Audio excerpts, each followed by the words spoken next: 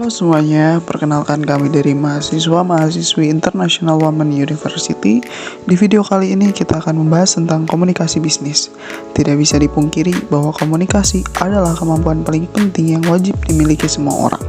Komunikasi merupakan elemen yang paling penting untuk membangun kehidupan sosial yang lebih baik.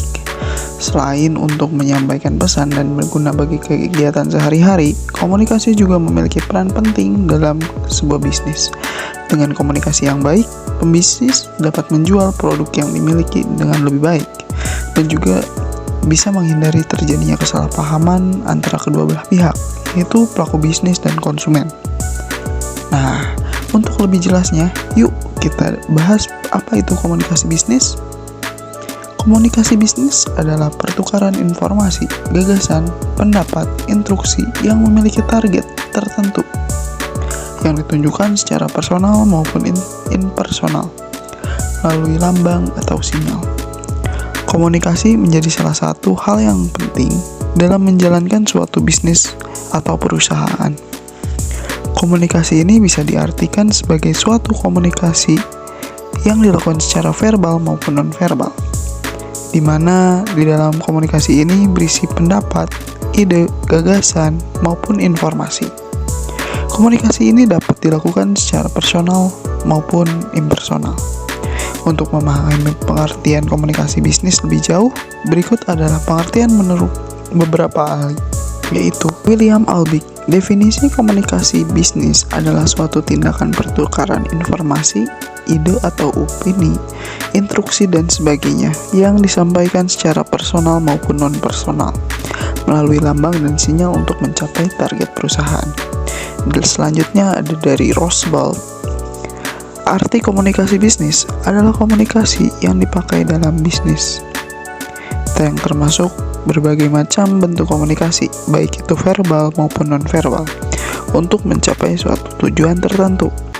4 fungsi dari komunikasi di dalam bisnis yaitu: pertama, ada memberi informasi atau informing, melakukan persuasi atau persuading, melakukan kolaborasi atau bisa kita sebut collaboration, dan melakukan integratif dengan audiens. Komunikasi bisnis juga memiliki tujuan yang telah ditentukan dan sejalan dengan tujuan organisasi maupun perusahaan.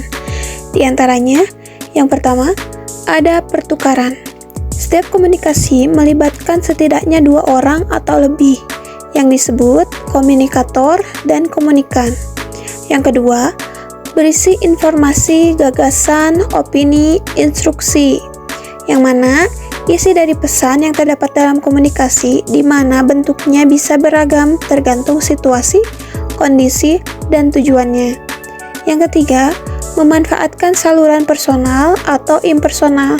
Setiap komunikasi dapat dilakukan dengan bertatap muka, memanfaatkan media khusus atau media massa jika ingin menjangkau banyak orang. Yang keempat, memakai simbol atau sinyal. Maksudnya adalah metode atau alat yang digunakan untuk berkomunikasi sehingga dapat dimengerti oleh penerima pesan. Lalu yang kelima, penyampaian target atau tujuan organisasi, di mana tujuan tersebut telah ditetapkan sebelumnya oleh manajemen.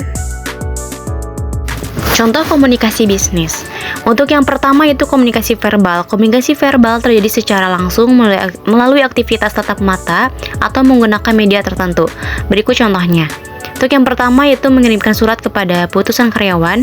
Yang kedua, mengirimkan surat penawaran kerja sama dengan perusahaan lain. Yang ketiga, membicarakan masalah keuangan perusahaan dalam rapat. Dan yang keempat, mempresentasikan ide kepada investor.